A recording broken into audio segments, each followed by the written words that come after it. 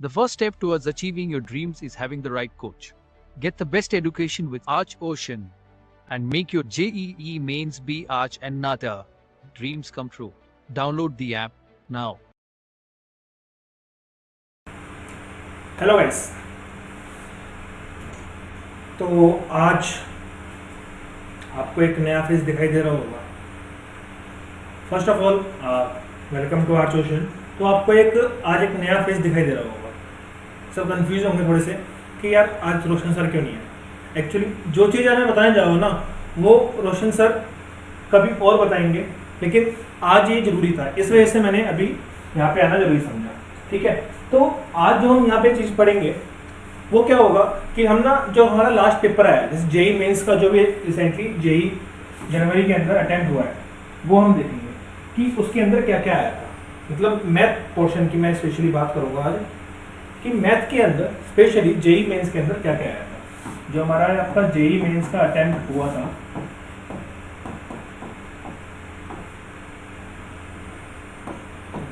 जनवरी के अंदर, तो उसका एक जो हमारा पेपर था मैथ का, उसको रिव्यू करने आज हम यहाँ पे आए हैं। ठीक है, तो शुरुआत करते हैं सीधा।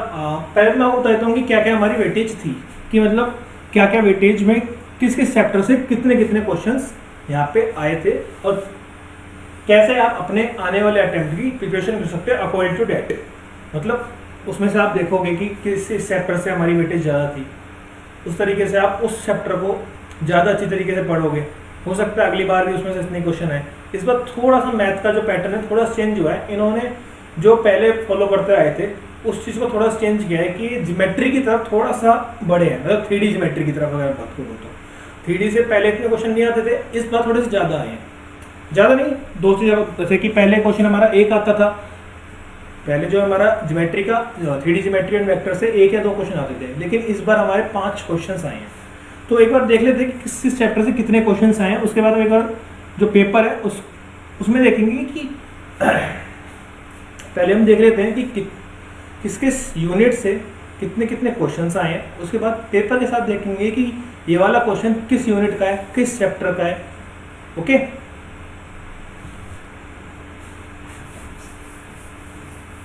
तो देखते हैं कि इस बार जो हमारे मैथ के अंदर क्वेश्चंस आए ना, ट्रिगो से इनवर्स ट्रिगो और ट्रिगो, 2 क्वेश्चन आए। ओके, 2 क्वेश्चन आए हमारे इनवर्स ट्रिगो और ट्रिगो से। रिलेशन एंड फंक्शन से इस बार क्वेश्चंस देखने को मिले हैं। पहले आमतौर पे 1 या 2 क्वेश्चन देखने को मिलते थे, लेकिन इस बार हमें 3 क्वेश्चंस देखने को मिले हैं रिलेशन एंड फंक्शन से। रिलेशन एंड फंक्शन,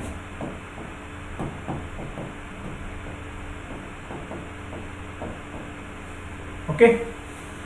अगेन मैं बात करता हूँ, पहले जो हमारा एक चैप्टर होता है मैट्रिक्स एंड डिटरमिनेंट, उससे कई बार होता था कि क्वेश्चन ही नहीं आते थे, लेकिन इस बार 2 क्वेश्चन मैट्रिक्स एंड डिटरमिनेंट से भी आपको देखने को मिले हैं।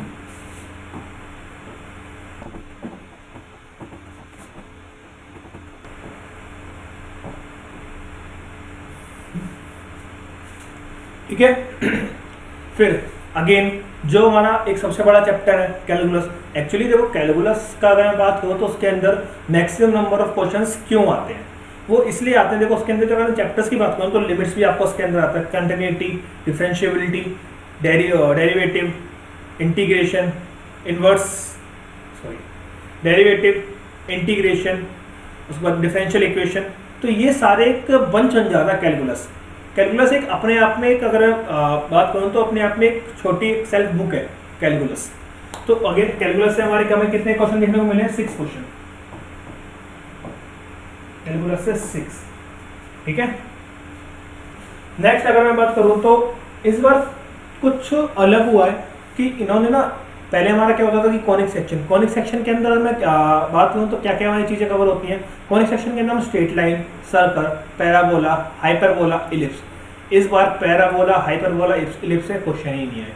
हमारे क्वेश्चन आया है कॉनिक सेक्शन से एक, वो भी सर्कल से।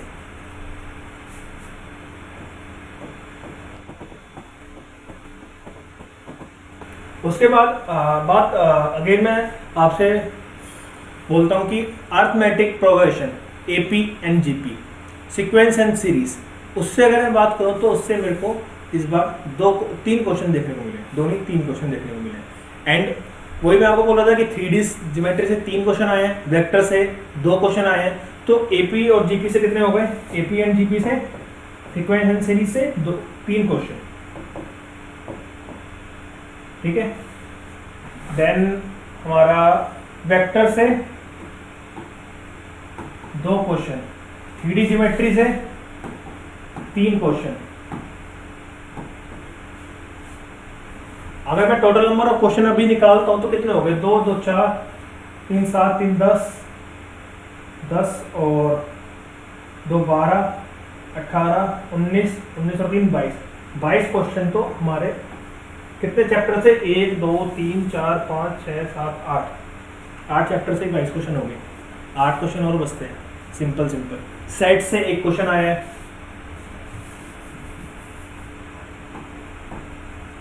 सेट से 1 क्वेश्चन आया है, प्रोबेबिलिटी से 1 क्वेश्चन आया है, ओके। फिर अगर मैं बात करूं तो एक हमारा बाइनोमियल थ्योरम थी, बाइनोमियल थ्योरम से 2 क्वेश्चन आए हैं,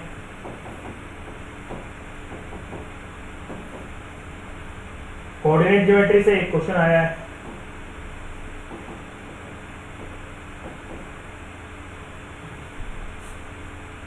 अब कौन कौन से चैप्टर, अगर आप मैं बात करूं तो कौन कौन से चैप्टर भी हमारे पास बच रहे हैं यहाँ पे,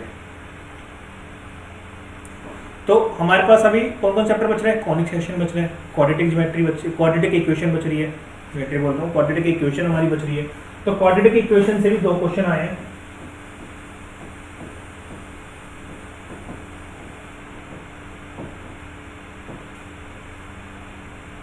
देन हमारा कॉम्प्लेक्स नंबर से 1 क्वेश्चन आया है, कॉनिक सेक्शन लिख दिया मैंने, यस। आप टोटल नंबर काउंट करेंगे दोबारा, 1 3 4 5 6 7 8 11 14 15 21 23 26 28 30। सो ये सारे चैप्टर्स हैं जिनसे आपके 30 क्वेश्चंस आए हैं, 20 आर एमसीक्यू एंड 10 में से आपको सिर्फ और सिर्फ 5 करने थे, उसमें से आपकी चॉइस होती है, ठीक है। जो हमारा एनईटी बोलते हैं, मतलब न्यूमेरिकल आंसर टाइप क्वेश्चंस, उसमें आपको वैल्यूज लिखनी होती है, कुछ एक वैल्यू, मतलब उसके अंदर आपको इक्वेशन वगैरह नहीं पूछेगा कभी भी, उसके अंदर सिर्फ और सिर्फ वैल्यू वाले क्वेश्चन आएंगे आपके, ओके। अब हम बात करते हैं आगे, इसको छोड़ देते हैं, अब हम देखते हैं, ये तो आपने देख लिया,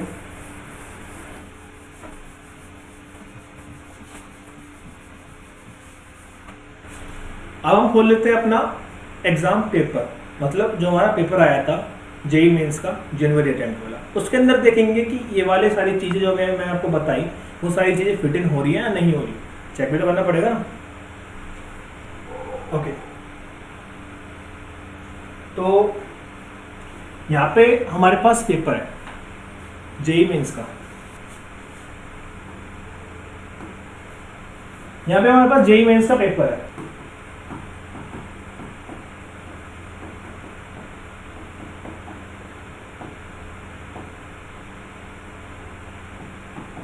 ठीक है, जो कि हमारा जनवरी वाला अटेम्प्ट में आया था। अगर आप पहले क्वेश्चन की बात करो तो साफ साफ आप देख के बता सकते हैं कि कौन चैप्टर से क्वेश्चन आया होगा, ये इनवर्स ट्रिगो क्वेश्चन है, इनवर्स ट्रिगो। तो सिंपली आप इसको सॉल्व कर दोगे, cot inverse 7 cot inverse 8 plus cot inverse 5 is equals to, जो भी आंसर आएगा आपका वो इसमें मार्क हो जाएगा। अगर मैं लेवल की बात करूँ तो किसी किसी क्वेश्चन के अंदर इंक्रीज हुआ है, लेकिन कई क्वेश्चन तो डायरेक्ट पूछ लिए गए, सीधे सीधे आपको सिर्फ आंसर पुट करना था, वापस सिर्फ आंसर देना था और आपका आंसर आ जाता है। जो हमारी परसेंटाइल थी, वो जो बच्चे सॉल्व करके आए हैं मैथ का एग्जाम, उनकी अच्छी परसेंटाइल आई है, लेकिन जो बच्चे ने ड्राइंग की वजह से मैथ का एग्जाम खोला ही नहीं है, मैथ के क्वेश्चन देखे ही नहीं है, वो थोड़े से पीछे रह गए हैं एज कम्पेरेटिवली अदर।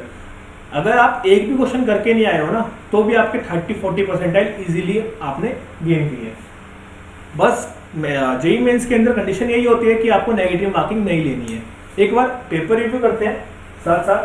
पहला वाला क्वेश्चन मेरा इनवर्स ट्रिगो से आया था। अगर मैं वही सेकंड क्वेश्चन की बात करूँ तो सेकंड क्वेश्चन कहाँ से आया है,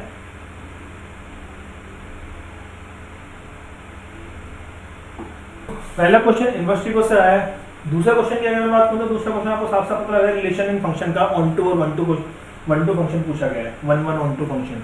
तो इसके अंदर बिल्कुल सिंपल सा आपका आंसर आना था। तीसरा क्वेश्चन बड़ा ही सिंपल, आपका डिटरमिनेंट का आंसर आपको पूछा गया है कि इसका डिटरमिनेंट क्या आएगा। ये क्वेश्चन मेनली बोर्ड्स के क्वेश्चन से भी इजी क्वेश्चन मैं मानता हूँ इसको। सीधा सीधा सिंपल आपको एडजेसेंट ए दिया हुआ है, आपको ए डिटरमिनेंट बताना है, ए डिटरमिनेंट का आंसर क्या होना है। 3x3 का मैट्रिक्स है जो कि इजीली आप बोर्ड के अंदर भी सॉल्व करके आते हैं। नेक्स्ट अगर मैं बात करूं तो ये हमारा लिमिट्स का क्वेश्चन है। लिमिट्स पुट करके सिंपल हमारे के की वैल्यू में निकालनी है। तो अगर मैं एक लेवल की बात करूं तो लेवल जे का थोड़ा सा डाउन हुआ है कुछ क्वेश्चंस के अंदर, लेकिन कुछ क्वेश्चंस ऐसे भी हैं जो थोड़े से लेवल इंक्रीज हुआ है। ठीक है, अब ये वाला क्वेश्चन अगर मैं आपको बात करूं तो ये इंटीग्रेशन का क्वेश्चन है। इंटीग्रेशन आपको करना है। मे बी कई बच्चों ने तो ये क्वेश्चन अपने स्कूल टाइम के अंदर भी सॉल्व किया होगा। सिंपल आपको 1/sin² x into cos² x का इंटीग्रेशन आपको निकालना। नेक्स्ट क्वेश्चन की अगर मैं बात करूं तो ये हमारा 3D का क्वेश्चन है। 3D का क्वेश्चन है, वेक्टर क्वेश्चन है। ये वेक्टर क्वेश्चन है। कैप दिखाई दे रही है। कैप जब भी दिखाई दे आपको वो क्वेश्चन वेक्टर से आया है। उसके अंदर हम सिंपल हम 3D से भी उस क्वेश्चन को अगर कोशिश करें तो निकाल सकते हैं, बट फॉर एक्यूरेसी हम उसको वेक्टर से जाके इसका शॉर्टेस्ट डिस्टेंस फॉर्मूला निकाल लेंगे। शॉर्टेस्ट डिस्टेंस फॉर्मूला बेसिक आपको सीबीएसई के अंदर भी पढ़ाया जाता है, या फिर सीबीएसई की बात करूँगा बोर्ड्स के अंदर भी आपको सिंपल आपको पढ़ाया जाएगा, और वही फॉर्मूला यूज करके आपको सिर्फ और सिर्फ यहाँ पे इसका शॉर्टेस्ट डिस्टेंस निकालना है 2 लाइन्स के बीच वेक्टर से। उसके बाद ये वाला क्वेश्चन सेट से आता है। हमारे पास 2 सेट है, ए सेट बी सेट। हमें ए यूनियन बी पता है, ए डैश यूनियन बी डैश पता है, और हमें क्या निकालना है, ए डैश प्लस बी डैश। तो सिंपली एक फॉर्मूला होता है सेट्स के अंदर, उससे आप इसको सोल्व कर पाएंगे। नेक्स्ट में बात आते हैं बाइनोमियल थ्योरम की। तो बाइनोमियल थ्योरम के अंदर एक बाइनोमियल थ्योरम जब हम एक्सपेंड करते हैं तो उसके अंदर ना कोफिशिएंट्स होते हैं। तो कोफिशिएंट एक हमारा अननोन होता है, मतलब वेरिएबल होता है। वेरिएबल के आगे जो एक वैल्यू होता है उसको कोफिशिएंट बोलते हैं। तो वही आपको यहाँ पे फाइंड करनी थी, कोफिशिएंट क्या आने वाला है x24 का। यहाँ पे x 24 होगी, जो कि इस एक्सपेंशन के अंदर मेजरली हमें देखने को मिलेगा। आपने सिंपल, अगर मैं खाली इस टर्म की बात करूं तो ये वाला टर्म तो कई बार सॉल्व किए होंगे, बट इसको थ्राइस कर दिया गया है, नथिंग एल्स। उसके बाद जो क्वेश्चन नंबर 9 है, ये सिंपली हमारा आपका कॉम्प्लेक्स नंबर से क्वेश्चन आता है। a प्लस बी आयोटा आपको दिया है, आपको क्या निकालना है, a minus b. a plus b iota आपको दे रखा है, आपको a माइनस बी निकालना है। तो इसमें आप क्या करोगे, इसमें आप इसका स्क्वायर करोगे, इसका स्क्वायर करते ही आपके पास a square minus B square आ जाएगा। उसके अंदर से a प्लस बी और a माइनस बी को अलग अलग कर दोगे तो आपके पास आंसर आ जाएगा।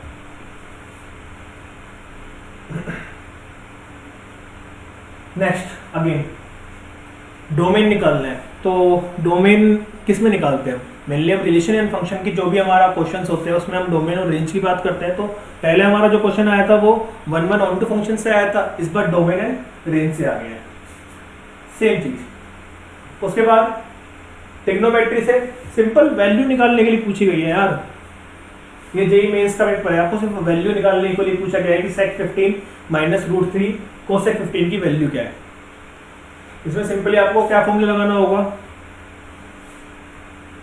इसमें ये फॉर्मूला लगेंगे। ऐसा नहीं है कि ये वैल्यू निकालने और डायरेक्ट मैंने वैल्यू निकाल दी, इसके अंदर ये फॉर्मूलाज लगेंगे हमारे। ओके, इसमें फॉर्मूलाज कौन से लगेंगे कि sec 45 माइनस 30। अब sec a माइनस बी वाला फॉर्मूला हम इसमें लगा देंगे, ठीक है। ऐसे ही सेम कोसेक के साथ करेंगे और हमारा वैल्यू निकल के आ जाएगी। अब मैंने 45 और 30 अब मैंने यहाँ पे 45 और 30 ही क्यों किया, 45 और 30 इसलिए किया क्योंकि 45 और 30 की वैल्यूज मेरे पास मेजरली हमें देखने हमारे पास होती है। उसके बाद अगर मैं क्वेश्चन नंबर 12 की बात करूं तो क्वेश्चन नंबर 12 के अंदर भी आपका कोऑर्डिनेट ज्योमेट्री से आया हुआ है। ट्राइंगल के वर्टेक्स, आपको ट्राइंगल के सारे पॉइंट्स दे रखे हैं। ट्राइंगल के आपको सारे पॉइंट्स दे रखे हैं, आपको ऑर्थो सेंटर निकालना है और सर्कम सेंटर निकालना है। जिसके फॉर्मूलेज आपको ऑलरेडी कोऑर्डिनेट ज्योमेट्री के अंदर देखने को मिल ही जाएंगे। सिंपल फॉर्मूला बेस्ड क्वेश्चन, मतलब मैं आपको यहाँ पे ये बताना चाह रहा हूँ कि जेई मेंस ने इस बार कुछ भी दो चैप्टरों से क्वेश्चन मिला के क्वेश्चन नहीं पूछे हैं, सिंपली आपसे फॉर्मूला बेस्ड क्वेश्चन पूछे हैं। ओके, जैसे कि आपको बोर्ड्स के अंदर देखने को मिलते हैं, लेकिन बोर्ड्स के अंदर आपको क्या करना होता है कि स्टेप बाय स्टेप पूरा आपको सोल्व करके दिखाना होता है। जेई मेंस में सिंपल आंसर आपसे पूछ लिया गया है।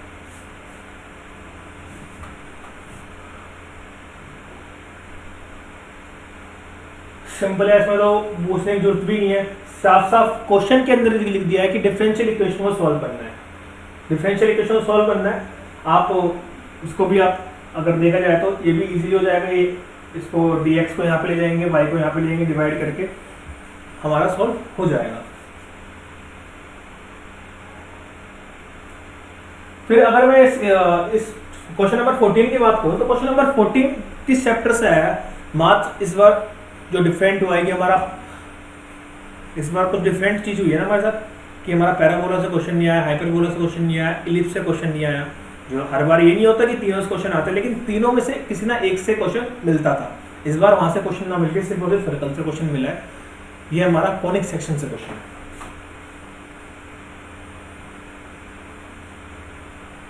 अगेन क्वेश्चन नंबर 15, ये थोड़ा सा पहली बार मतलब मेरे को लगा इन 15 क्वेश्चनों में कि यार मैं जेई मेंस का पेपर देख रहा हूँ, क्योंकि यहाँ पे हमारे एपी के साथ लॉग को ऐड कर दिया गया है। हार्ड कुछ भी नहीं है इसके अंदर, लेकिन फिर भी एक लॉग जब ऐड हो जाता है ना किसी चीज के साथ, तो थोड़ी सी डिफिकल्टी कई बार बढ़ भी जाती है और कई बार कम भी हो जाती है। जिन बच्चों को लॉग सॉल्व करना अच्छी तरीके से आता है उनके लिए क्वेश्चन बड़ा ही सिंपल है, लेकिन जिन बच्चों को लॉग के बारे में नहीं पता है उनके लिए ये क्वेश्चन थोड़ा सा डिफरेंट हो जाएगा।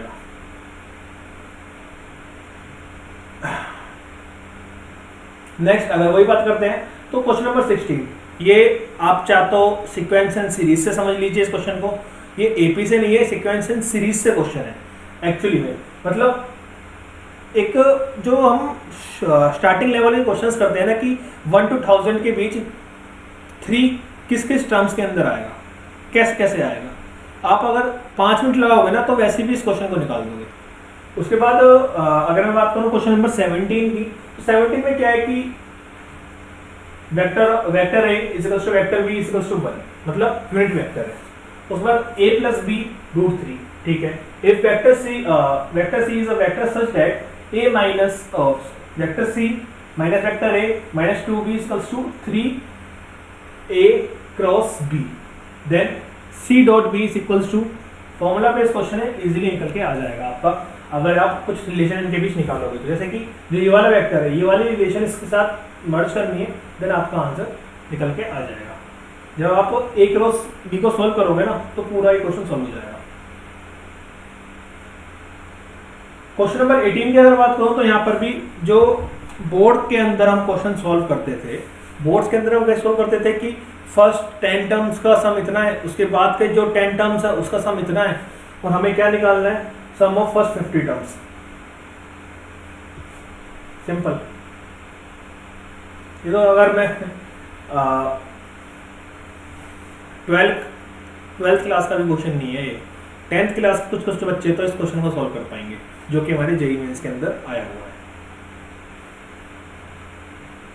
अगेन वेक्टर से मेरा क्वेश्चन आया, the projection vector of a this b this. अब ए का जो प्रोजेक्शन है बी के ऊपर बताना है कि क्या प्रोजेक्शन आएगा। Again board level. Question number 20 की अगर मैं बात करूं तो थोड़ा सा, ज्यादा नहीं, बिल्कुल थोड़ी सी चीजें इंक्रीज की हैं। रिलेशन एंड फंक्शन का क्वेश्चन है, आपको इसके अंदर क्या बताना है वो आप देख ही पा रहे होगे कि if f is continuous for this then a square plus 140b square is equals to, आपको पूरी सबकी रेंज दे रखी है, आपको सॉरी सबके डोमेन दे रखे हैं, आपको रेंज निकालनी है इन सिंपल। तो ये थे आपके multiple choice question. Multiple choice question में मेरे को नहीं लगता कि एक या दो क्वेश्चन के अलावा किसी भी क्वेश्चन में ऐसा कुछ अलग पूछ लिया गया है या फिर कुछ अलग दो चैप्टरों को मिला के पूछ लिया गया है कि जो ना आता हो। 20 क्वेश्चंस में से जिस बच्चे ने 12th भी ज़्यादा ढंग से कर रखी है तो 20 में से इजीली 15 to 17 अच्छी तरीके से सॉल्व कर पाएगा। ओके, नेक्स्ट अगर बात करूं तो क्वेश्चन नंबर 21। क्वेश्चन नंबर 21 कहां से क्वेश्चन आया मेरा? अगेन बाइनोमियल से क्वेश्चन आया है। यस, ये थोड़ा सा मेरे को लगता है कि कुछ ट्रिकी है, कि कुछ ट्रिक्स में यूज करनी पड़ेगी तब हम इसको निकाल पाएंगे। देन क्वेश्चन नंबर 22, फिर हमारा ग्रेटेस्ट इंटीजर फंक्शन पूछ लिया गया है। ग्रेटेस्ट इंटीजर फंक्शन है या मोड है? ग्रेटेस्ट इंटीजर फंक्शन पूछ लिया गया, वैल्यू पूछी गई है, आप इजीली निकाल पाओगे। ये हमारा फाइनाइट इंटीग्रेशन का है, इसमें वैल्यूज निकालनी होती है।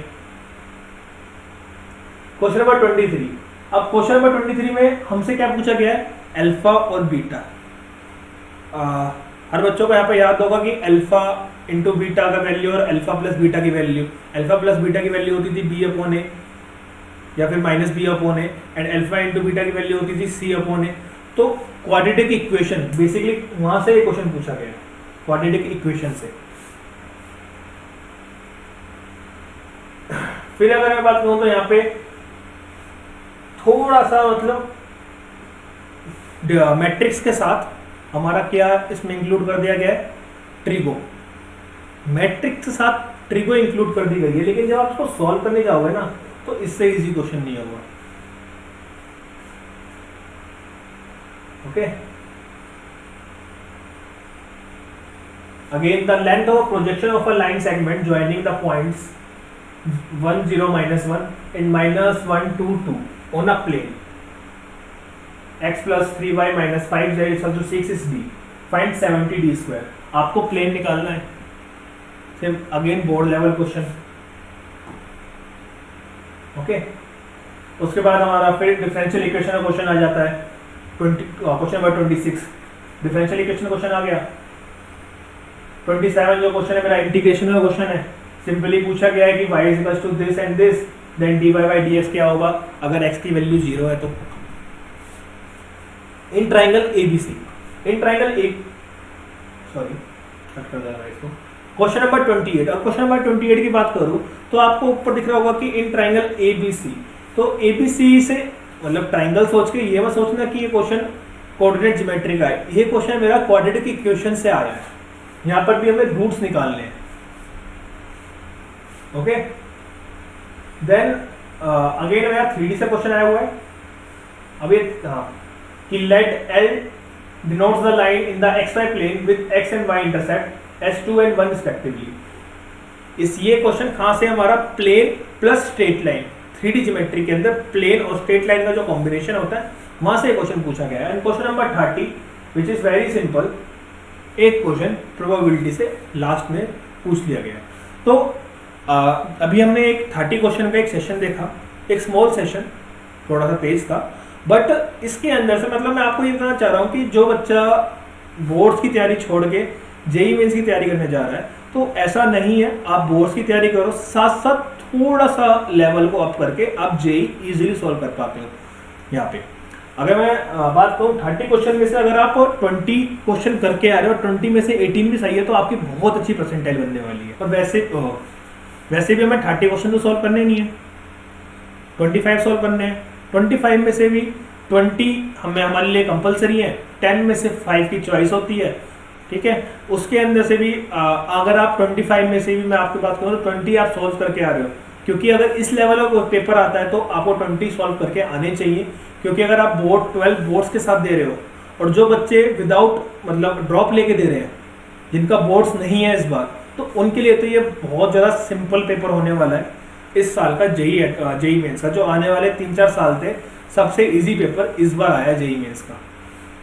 So best of luck for your next attempt. The first step towards achieving your dreams is having the right coach. Get the best education with Arch Ocean and make your JEE mains be Arch and Nata. Dreams come true. Download the app now.